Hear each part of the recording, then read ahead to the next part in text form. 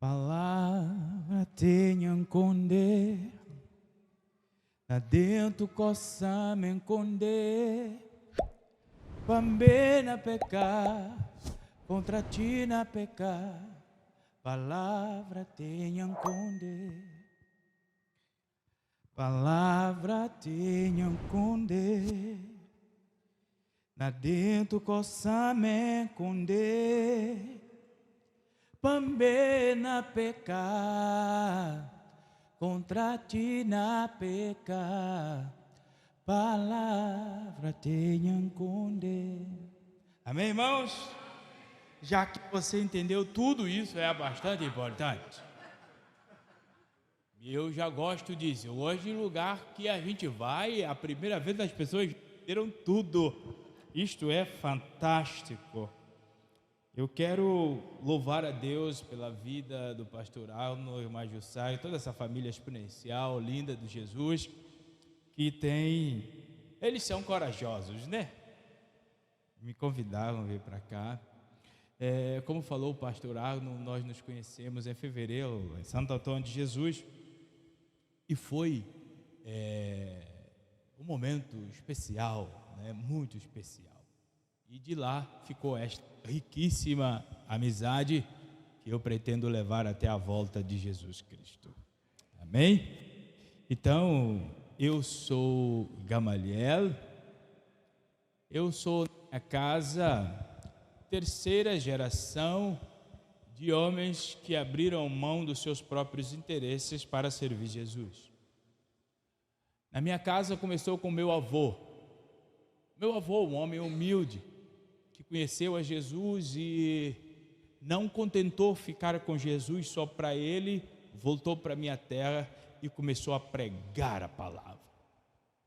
E depois veio meu pai, e até hoje está pregando a palavra ao Senhor Deus.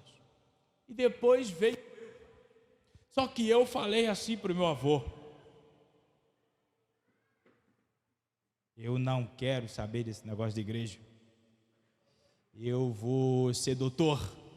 Eu acho que naquele momento Deus entendeu pastor. E aí pronto, mudou o negócio.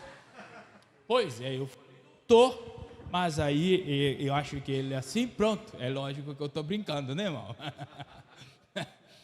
Aí acaba que eu venho então para o Brasil em 2004. Aí você fala para mim, vai pregar ou vai contar história? Bom, eu tenho amanhã para pregar e tenho depois da manhã ainda para pregar, né? Então hoje eu vou fazer você me conhecer um pouquinho. Então em 2004, mas ainda vou pregar, viu? Eu fiquei muito feliz porque essa igreja falaram para mim que amam a palavra do Senhor e não tem assim muito problema com ficar muito tempo ouvindo a palavra. Então, olha, eu vou ainda pregar nessa noite e depois essa música linda dos irmãos, ó, vou levar, todo mundo pegou aí. Esse irmão aí, fantástico. Em 2004 eu cheguei aqui, pastor Arno. Um negócio lindo, irmã Jussara. Porque quando eu cheguei, falaram para mim assim, Fernando: oi, você vai para Ceará, na Embaixada do Brasil, lá em Santo Tomé e Príncipe, falaram para mim: vai para Ceará. Ceará não chove, Ceará muita seca. E aí eu falei: meu Deus do céu, para onde eu vou? Só que quando o avião chega, eu faço uma conexão Angola, Luanda, Rio de Janeiro para Ceará. Só que nessa Rio de Janeiro, Ceará, começa a chover. Chove tanto, chove perto do Ceará, tanto. Eu não sei se você já teve essa experiência. Sabe quando você entra no avião, não tem aquelas comissária de bordo que vem explicar tal, e esse momento ninguém presta atenção nada que ela explica, né? Cada um fica apertando o cinto, e ela está explicando, e tem uma hora que ela fala assim: ó, se acaso acontecer alguma coisa, as máscaras vão cair, você pega primeiro e tal. Todo mundo ignora esse negócio quando está no avião, fala sério. Só que no dia que eu peguei o avião para Fortaleza, a chuva foi tanta, que as máscaras caíram. Aí eu falei: meu Deus do céu, eis que entrego nas tuas mãos a minha vida. Só que eu falei, na verdade, eu peguei o voo errado. Meu Deus, e agora? Eu peguei o avião errado, porque falaram para mim que onde eu ia não chovia. E agora está uma chuva torrencial. Mas depois falaram, pois é, acabamos de chegar em Fortaleza. Eu falei, graças a Deus, nós chegamos. Deus, Ele muda as coisas quando Ele quer. Aquilo que para muita gente é dado como que adquirido, Deus pode transformar simplesmente para dizer para mim e para você: eu te amo tanto, tanto, tanto, tanto. Ele pode fazer o que quiser para provar o seu amor por nós. Não que Ele tenha essa responsabilidade, só porque Ele é um Pai. Ele é tremendo. E aí pronto, de lá para cá eu estou no Brasil. Estudei. E em 2012, quer dizer, 2008, terminei Direito, terminei Teologia, fui-me embora. Fui-me embora porque eu tinha uma grande missão, pastor Arno. A minha missão era ajudar o meu pai. Porque eu ainda tenho outros irmãos que precisavam formar-se também. Só que daí eu fui para Cabo Verde e tal, e acabou-se lá em Cabo Verde.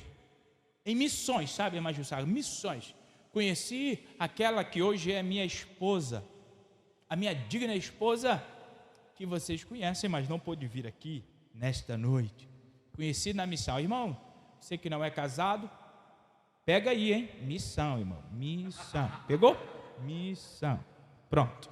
Então, se pegou assim, deixa Deus te... E lá na missão também eu conheci um casal fantástico que fora para Cabo Verde para apoiar e ajudar a nossa igreja, a primeira igreja batista em Terra Branca, que é o casal Savinho e Ananda, filho do pastor Sávio de Santo Antônio de Jesus. Por isso que eu estava lá por causa dos meus amigos. E foi nessa festa maravilhosa que eu conheci o pastor Agner, a irmã Jussara, e foi uma bênção. Graças a bom Jesus. Amém? Fazendo toda essa introdução para você ver de onde eu vim e para onde eu vou. E que você vai também para onde eu vou. Céu, lógico. Muito bem, muito bem. Irmãos, nesta noite eu quero falar com os irmãos sobre um tema. O tema é Cristo crucificado, a proclamação esquecida. Cristo crucificado, a proclamação esquecida. E o texto está na primeira carta de Paulo a Coríntios, capítulo 1. E nós vamos ler a partir do versículo 21. A partir do versículo 21. Muito bem, meu irmão Fernando, muito obrigado.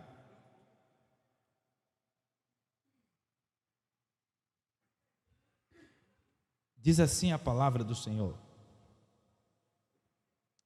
Antes que eu me esqueça, irmãos. Aí você podia perguntar para mim, mas já que você não perguntou, eu vou perguntar. Você para para mim, e aí, agora você está onde? O que é que você está fazendo aqui? Pois é, eu esqueci dessa outra parte, ninguém me lembrou. Pois é, hoje eu sirvo na primeira igreja batista na cidade de Iguaí, Bahia. Iguaí é um lugar exponencial, irmãos, exponencial. Pastor Arno já estava lá, Iguaí, muito tempo atrás, mas nós estamos servindo lá, eu e a minha família, servindo a primeira igreja batista ali na cidade de Iguaí. E tem alguns irmãos, acredito eu, que estão aqui na live da igreja. Os irmãos são exponenciais também, né? Isso é algo bastante lindo. Eles estão me fiscalizando. Isto é lindo. Irmão, quando eu saio da minha igreja, eu saio com uma lista de recomendação. Você não sabe como é. Eu saio com recomendação, irmão. Então isso é bastante importante. Vamos ler a palavra do Senhor. Sim. Visto que, na sabedoria de Deus, o mundo não o conheceu por sua própria sabedoria. Deus achou por bem salvar os que creem por meio da loucura da pregação, porque os judeus pedem sinais, e os gentios ou os gregos buscam sabedoria. Mas nós pregamos o Cristo crucificado, escândalo para os judeus, loucura para os gentios, mas para os que foram chamados, tanto os judeus como os gentios, Cristo é o poder de Deus e a sabedoria de Deus. Até aqui a palavra do Senhor. Obrigado, Deus, pela tua palavra. Fala conosco, ilumina-nos, ó Pai, a compreensão. Nós oramos que o Senhor nos ajude a aplicar estas verdades em nossa vida, em nome de Jesus. Amém, amém e amém. Irmãos, um pequeno à parte. Que tema maravilhoso foi esse que escolheram para o aniversário da igreja. Acredito eu que alguns meses atrás eu estava conversando com o pastor Arno sobre a necessidade de nós voltarmos a pensar, a igreja do Senhor voltar a pensar em Cristo crucificado. E quando ele falou sobre o tema de vocês, eu falei, olha só que fantástico, esse é o tema que eu quero tratar todo o próximo ano na igreja. Isto é muito lindo. Por isso, eu quero louvar a Deus pela vida do servo do Senhor. E eu quero pensar com os irmãos sobre Cristo crucificado. Uma proclamação que a igreja do século 21 esqueceu. Simplesmente esqueceu. John Stott, um pastor e teólogo britânico, ele escreveu certa vez sobre a cruz e sobre o homem da cruz da seguinte maneira: só um homem crucificado pode pregar a cruz. Só um homem crucificado pode pregar a cruz. E eu digo que isso é verdade. Somente um homem que morreu com Cristo pode pregar a cruz de Cristo. Porque se um homem não tiver a experiência da morte de Cristo em sua vida, a sua pregação será uma pregação superficial, uma pregação convencional e uma pregação divorciado da responsabilidade que a cruz ela exige de nós. Muitos cristãos sabem que a cruz é importante para o cristianismo. E inclusive, muitos pensam, só que muitos falham na hora de compreender o significado pleno desta mesma cruz. Porque a cruz de Cristo não é simplesmente o coração da nossa fé. A cruz abrange toda a existência da nossa fé. A nossa vida e a nossa adoração, ela só é relevante se ela estiver fundamentada na cruz de Cristo. Por isso é que eu costumo pensar que a doutrina do Cristo crucificado é uma doutrina muito importante para a igreja. Mas na proporção que ela é muito importante para a igreja, ela é exatamente a que mais recebe ataque do nosso adversário. O nosso adversário, ele tenta de todas as formas fazer com que nós acreditemos em um evangelho sem cruz, em um cristianismo sem cruz. Certo é que Pedro já dizia de que nós precisamos ficar alertas e vigiantes, porque o inimigo, o diabo, o nosso inimigo, anda ao nosso redor como leão, rugindo, procurando simplesmente a quem possa devorar. Dito de outra forma, o nosso adversário, ele quer nos destruir de qualquer jeito. Mas sabe, ele tem se contentado apenas com que nós percamos a perplexidade da cruz de Cristo. Ele tem simplesmente dado por satisfeito quando um dito cristão ignora a cruz de Cristo em sua vida, quando a cruz de Cristo para ele é simplesmente algo que ficou distante do seu dia atual. O inimigo diz: olha, tá bom demais, porque então eu posso viver como eu quero, eu posso viver da forma que me der na minha cabeça. Então pronto, eu vou agradar a minha própria vida a despeito de Deus e da cruz de Cristo. Parabéns para Jesus. Isso é a mente do crente do século 21. E isso é aquilo que o inimigo que quer destruir a nossa alma quer que a gente pense, simplesmente assim. E essa perplexidade, pasme vocês, ela começa daqui. Ela começa do púlpito.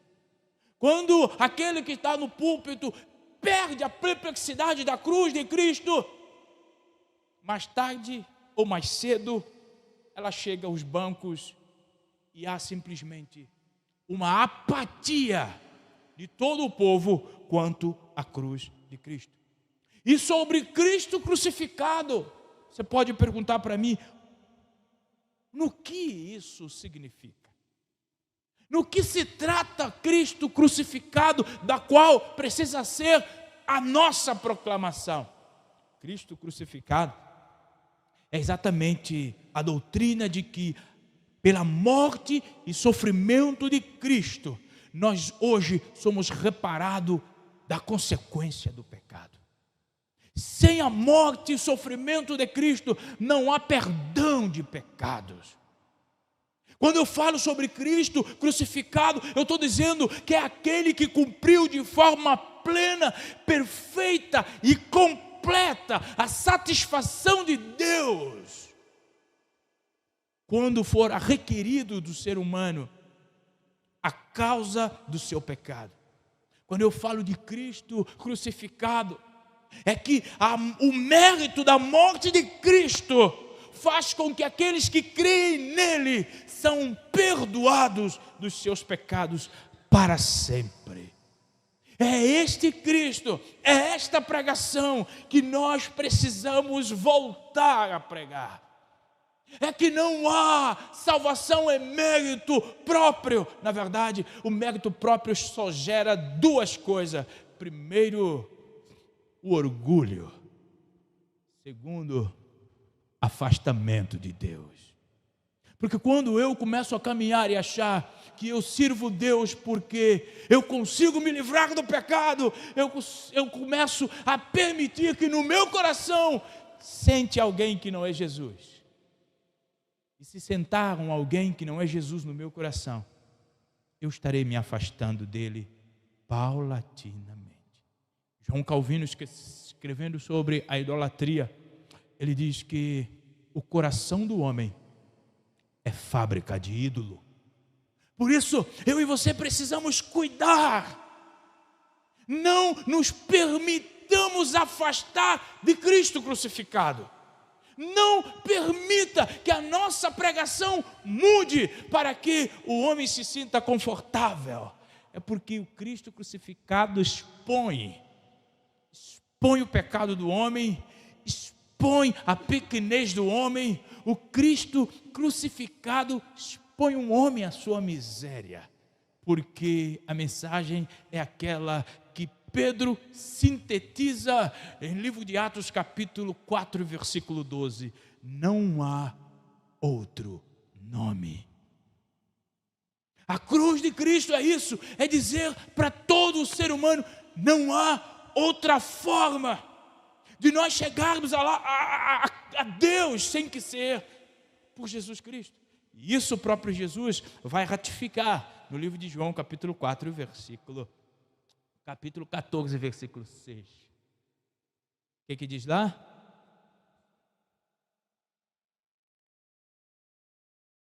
Uau! Por vezes eu faço uma pegadinha com os irmãos com esse texto. Tem gente que quando você pergunta o que diz lá, fala assim: eu sou o caminho, a verdade e a vida, ninguém vai ao Pai senão por mim. Eu falei: vigia, irmãos, que o texto não diz isso. O texto não diz ninguém vai ao Pai. O texto diz ninguém vem ao Pai. Porque quando disse vai ao Pai, pressupõe um caminho fora de Cristo para chegar em Deus. Só que não há outra forma de nós chegarmos lá. Não há outro lugar, não há outro caminho, não há outra verdade. Ele e somente Ele. Pedro vai dizer para nós que Ele mesmo carregou nossos pecados sobre o seu corpo na cruz, a fim de que morrêssemos para o pecado e vivêssemos para a justiça, e as suas feridas somos sarados. 1 Pedro 2,24.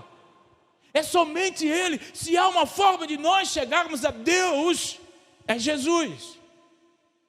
Só que hoje, diante da cultura que nós vivemos, em que o pluralismo religioso tem sido a máxima da vez, as pessoas pregam que todo caminho leva a Deus. As pessoas pregam que basta você estar de bem com você mesmo, tá bom, Deus, olha. Só que Jesus diz o contrário. Ninguém vem ao Pai sem Ele. Qual é o pressuposto de ninguém vem ao Pai sem Ele? É porque só vai ao Pai da forma dEle.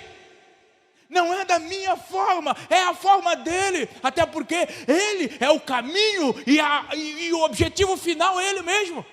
Ele é o caminho e o fim do caminho. Porque Ele e o Pai são um. Aleluia. Ele diz: eu e o Pai sou um. Da mesma proporção que Ele diz: olha, você quer ver o Pai? Olha para mim, você está vendo o Pai. Ele diz: se você quer chegar no Pai, você pode andar por mim, em mim. Irmãos, nós não podemos ter em nossa mente outra forma de enxergar o céu sem ser Jesus. E a crucificação de Cristo, como Paulo diz, Cristo e este crucificado, ele é permanente, ele é eficaz quanto ao seu efeito até o dia de hoje. Não é que ele ficou no passado, naquele madeiro, exposto à vergonha, porque ele carregava o nosso pecado. Não, ele ficou no passado, não. Quanto à essência do ser, ele ainda continua sendo crucificado, porque é só por meio dele que o homem pode ver Deus. Quanto à essência, ele ainda continua sendo crucificado, que é quando nós reconhecemos que Ele é o Senhor e Salvador da nossa vida, nós temos o nosso nome escrito. E quanto ao efeito, é porque Ele é fiel e justo para cumprir exatamente tudo aquilo que Ele prometeu. Deus é lindo, Deus é lindo. Só que da mesma forma que no tempo de Paulo, essa compreensão foi e serviu de pedra de tropeço para muita gente. Hoje em dia, infelizmente, esta mensagem tem servido de pedra de tropeço. Porque muita gente, quando para e olha o Evangelho, escuta o Evangelho, rotulam o Evangelho como uma mensagem antiquada para o nosso tempo. Rotulam o Evangelho como uma mensagem muito simplória demais. Rotulam o Evangelho como uma mensagem inconcebível demais. Sabe bem, é que as pessoas do nosso tempo, da qual se justificam com um tal iluminismo, mas embora permeada desse conceito do iluminismo, eu costumo dizer, eu nunca vi uma escuridão tão grande quanto no nosso tempo. Porque a sabedoria do humano tem escravizado de tal forma, a ponto de fazer com que ele ignore Deus. Ou seja, por isso que Paulo disse, é inútil, porque o homem não conhece Deus pela sua própria sabedoria. Então por que esse gabar todo de tanta luz no saber? Se sequer nós conseguimos conhecer ou reconhecer Deus, Sabe algo bastante sério? As pessoas querem conhecer Deus de forma palpável. Nós vivemos em um tempo em que o povo quer viver um cristianismo sensitivo, de sensação, de sentimento. Tanto assim que muita gente vai na igreja e fala: hoje eu não senti a presença. Eu falo: vigiem, por favor. Que negócio mais ou menos longe daquilo que a Bíblia... Deus não nos chamou para sentir nada, irmão, é para viver. Jesus pediu a essência de coração, um coração aquebrantado. Porque quando você vive uma fé de sentir, você se torna seu próprio Deus. Porque agora o culto fica simplesmente voltado para o seu bem. Parece que nós estamos em um tempo diferente. Porque Deus nos chama para obedecer. Por isso que eu gosto de uma canção que diz assim: olha, quando o meu eu e o meu orgulho descer comigo e se misturar, como as águas do rio, então subirei como na mar curado. Peraí, vamos por parte. Vamos por parte, que essa música é linda. O que aconteceu com Naamã? Não, antes de ser curado. Com lepra, mas antes de ser curado, lepra a gente sabe que ele vinha. É que Naamã colocou uma expectativa a respeito de Deus a partir dele, não a partir de Deus. Ele chegou e falou assim: olha, eu pensei que quando chegasse aqui, você sairia, chegasse com a tua mão, colocasse na minha ferida e eu seria curado. Toda a expectativa em torno de Deus. Irmãos, qualquer semelhança com o nosso tempo não é mera coincidência. O povo quer sentir. Mas agora a música continua. Vai, continua, irmã. Eu abro mão de tudo que sou, só para servir, ó meu Senhor.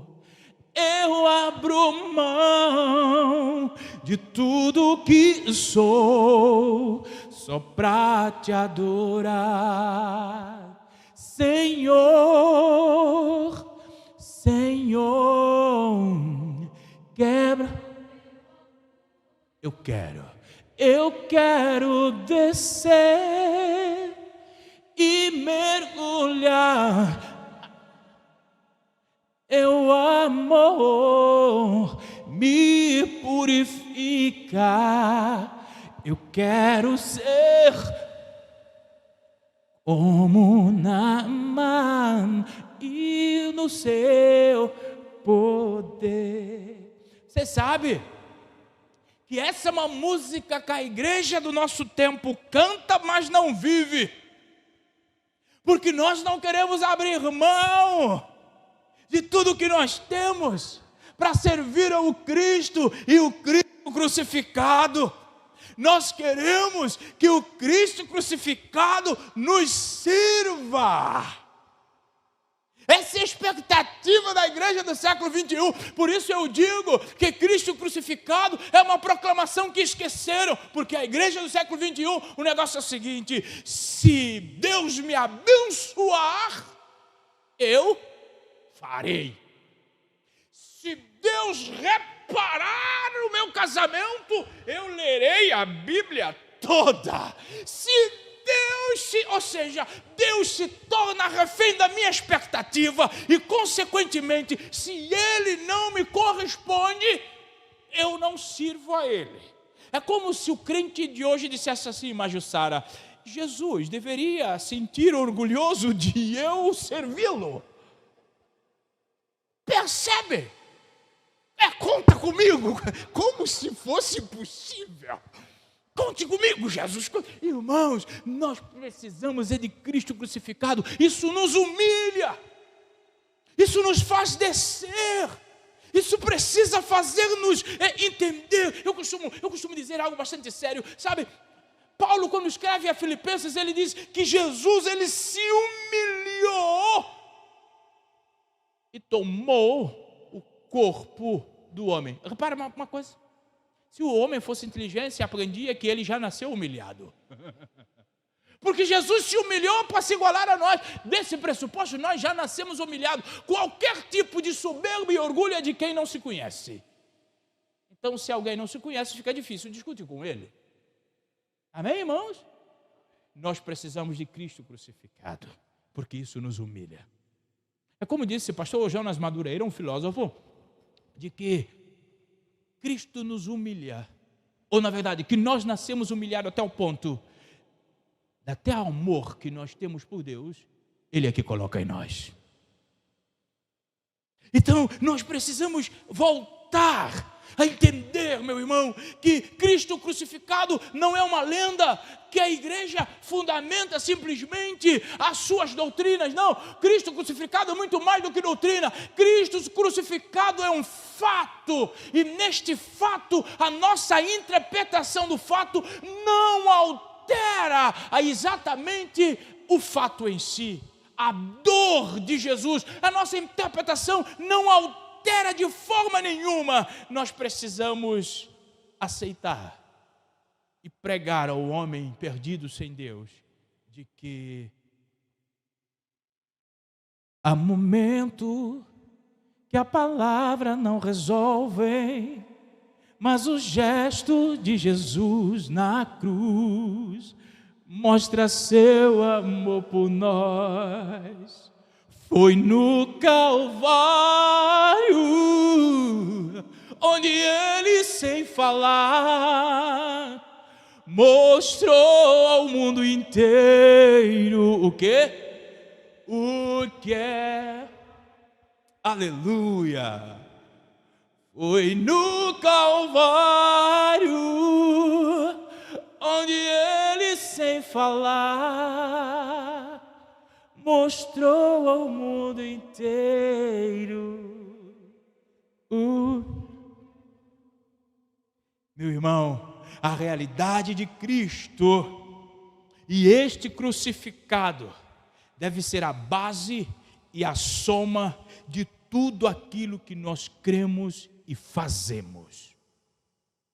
Esta precisa ser a opção de vida do cristão. A base de tudo aquilo que nós cremos e fazemos precisa ser a realidade de Cristo e Cristo crucificado. Meu irmão, eu quero muito rapidamente concluir aqui com duas verdades. Como o pastor Arno não me deu um tempo, isso quer dizer que eu posso continuar. Duas verdades eu quero considerar muito rapidamente para levar-nos na nossa mente. A primeira realidade é que Deus está acima da nossa aprovação. Por isso nós precisamos continuar a pregar Cristo crucificado, porque foi exatamente pela loucura da cruz, da pregação, foi pela loucura da pregação que Deus resolveu salvar. Repara o que diz o versículo 21 e o versículo 22. Diz assim: visto que na sabedoria de Deus o mundo não conheceu a sua própria sabedoria, Deus achou por bem salvar os que creem por meio da loucura da pregação. Os judeus pediam sinais e os gregos buscavam sabedoria. A grande verdade é que Deus não está debaixo da nossa aprovação. Ele está acima. Independe daquilo que nós exigimos ou pensamos, Deus está acima. Repara algo sério aqui. A forma que Deus achou para revelar e abençoar o homem foi ofensiva ao homem.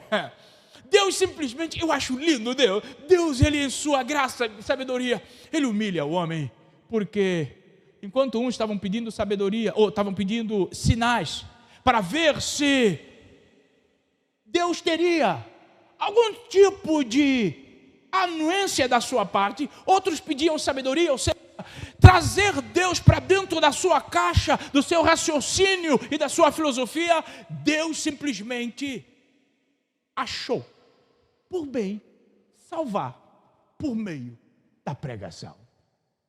Uau! Deus é tremendo. Deus é tremendo. Enquanto os homens estão procurando colocar Deus dentro do seu crivo, Deus simplesmente achou por bem. Irmãos, isso, se o homem entendesse, nós seríamos mais humildes e nos humilhávamos todos os dias. Meu irmão, uns pediam sinais, como que Deus precisava mexer nos seus sentidos. Deus não precisa provar nada para ninguém. Ele é Deus. E operando Ele, quem impedirá? Os outros estavam pedindo sabedoria, como que procurando Deus a partir do raciocínio filosófico, para dizer a Deus, se eu não o perceber com a minha mente, eu não posso reconhecê-lo como Deus. E Deus vem pela sua palavra e acha que basta pregar e vai salvar. Sabe, tantos os judeus quanto os gentios se portaram como alguém que não gostariam de submeter-se à vontade de Deus. A obediência, eles não queriam obedecer sem reservas. Eles queriam que Deus provasse que Ele era Deus. Agora, talvez, nós poderíamos perguntar, Jesus fez tanto milagres, por que então Ele não atendeu a judeus que pediram sinal? Já que os judeus estavam pedindo sinal, será que os sinais que Deus estavam pedindo e a sabedoria que os gregos estavam pedindo não seria uma oportunidade para Jesus, de certa forma, ter um reconhecimento maior, uma oportunidade de se manifestar mais? Não, Jesus negou. Sabe por quê?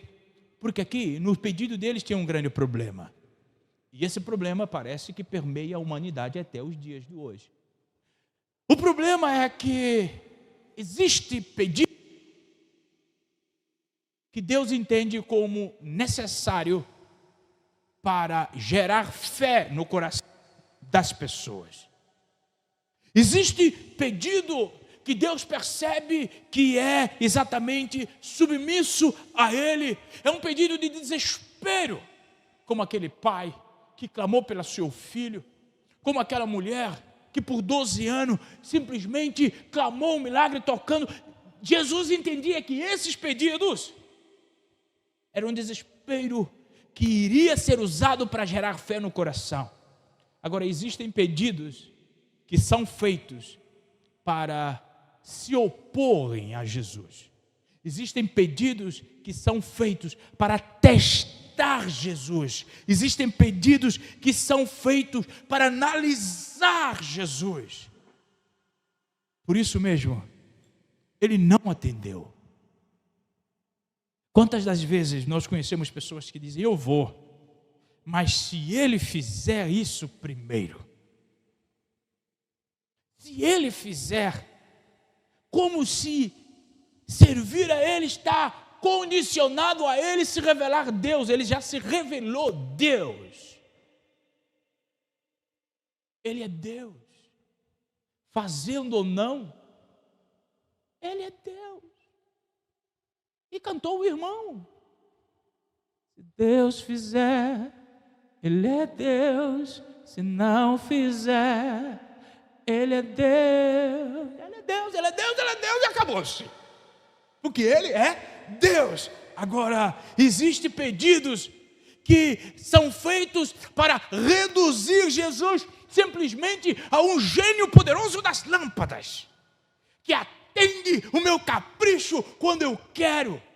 Irmãos, qualquer semelhança com o nosso tempo, não é mera coincidência.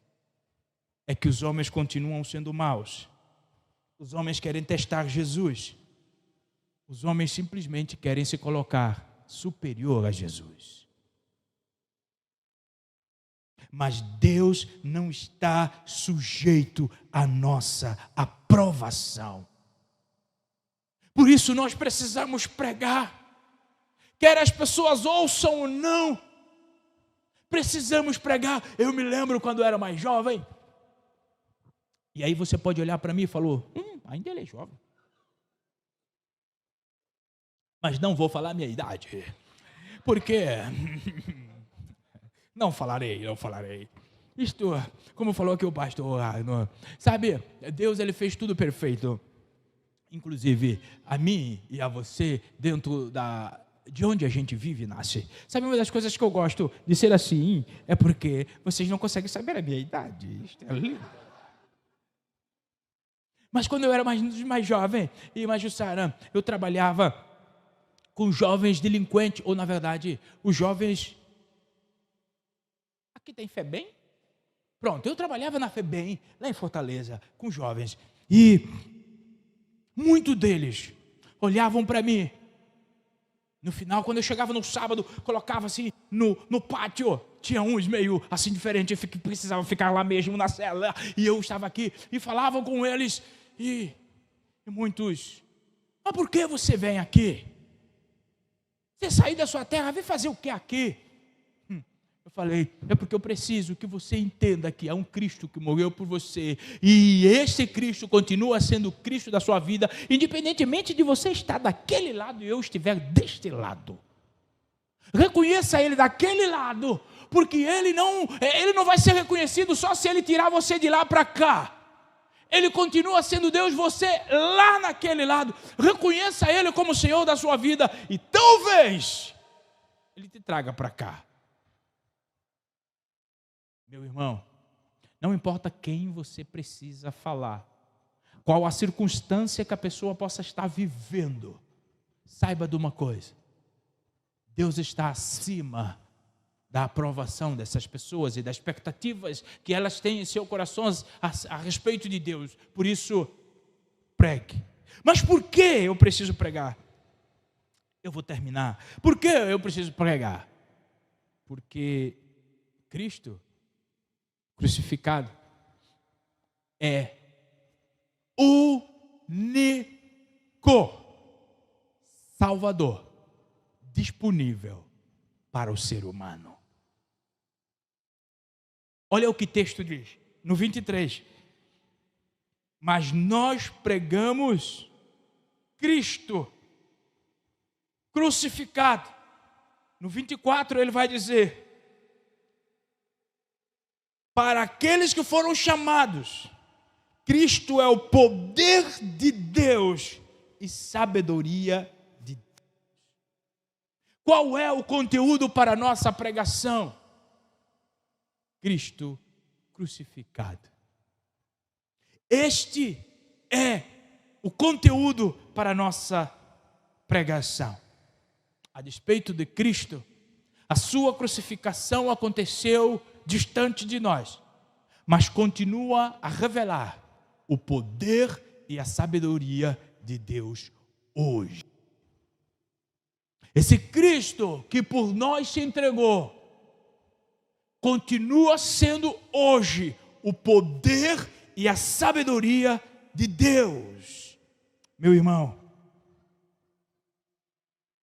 ainda que para aqueles que pediam um sinal, eles estavam debaixo de uma palavra.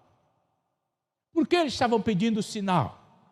Porque Deuteronômio 21, 23, próprio Deus vai dizer que maldito é aquele que fora colocado no madeiro.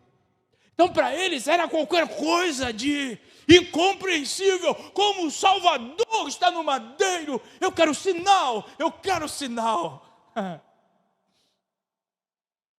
Mas Cristo, Ele é o maior sinal que o homem poderia enxergar.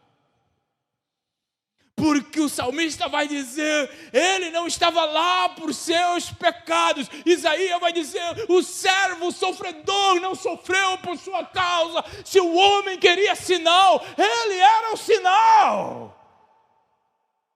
E ele continua sendo o sinal. E se o homem do século 21 quiser ser salvo, o poder e a sabedoria de Deus ainda é Cristo e permanecerá sendo Cristo até a volta de Cristo. Isso precisa ser a nossa pregação.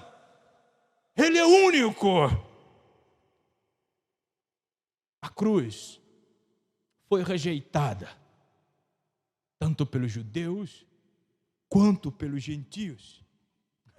Mas Paulo afirma: nós pregamos a Cristo crucificado. A mensagem da cruz pode ser insensatez para os que estão perecendo. Pode ser escândalo para uns e loucura para outros. Mas para aqueles que foram salvos, diz o apóstolo Paulo, é o poder de Deus, a sabedoria. Esta é a mensagem que nós precisamos pregar. E o resumo da mensagem é: não há salvação no esforço humano. Por mais que você faça, por mais que você busque se sacrificar, será insuficiente se Cristo não for o centro da sua vida. Por isso, Deus falou pela boca do profeta: é melhor obedecer do que sacrificar. O que Jesus quer é que nós obedeçamos, sigamos a Ele. E o problema hoje é que a igreja do século 21, ela quer ser amada. Só que Cristo não foi. A igreja quer ser amada pelos de fora. E sabe, na luta desenfreada por ser amada, ela tem simplesmente desvalorizado a mensagem do Cristo crucificado.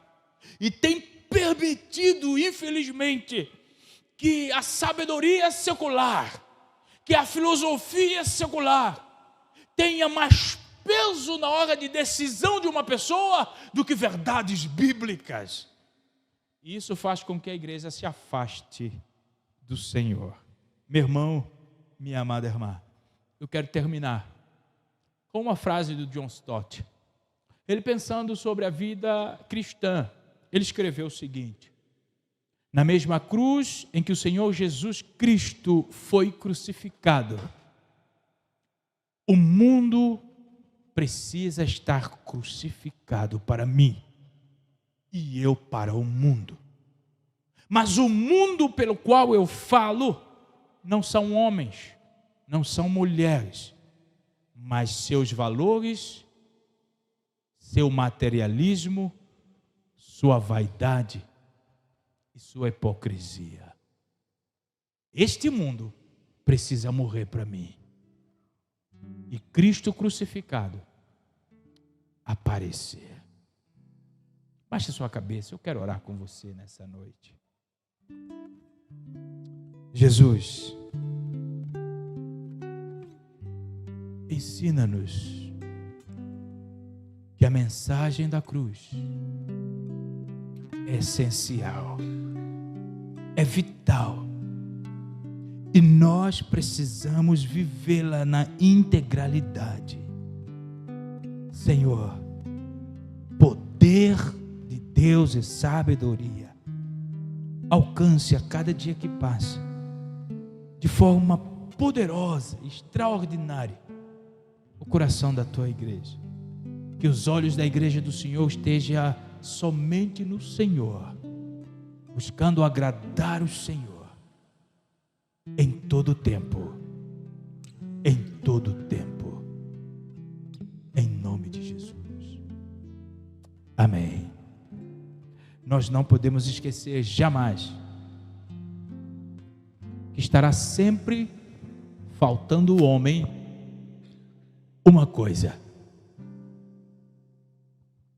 a cruz de Cristo. Se o homem negligenciar,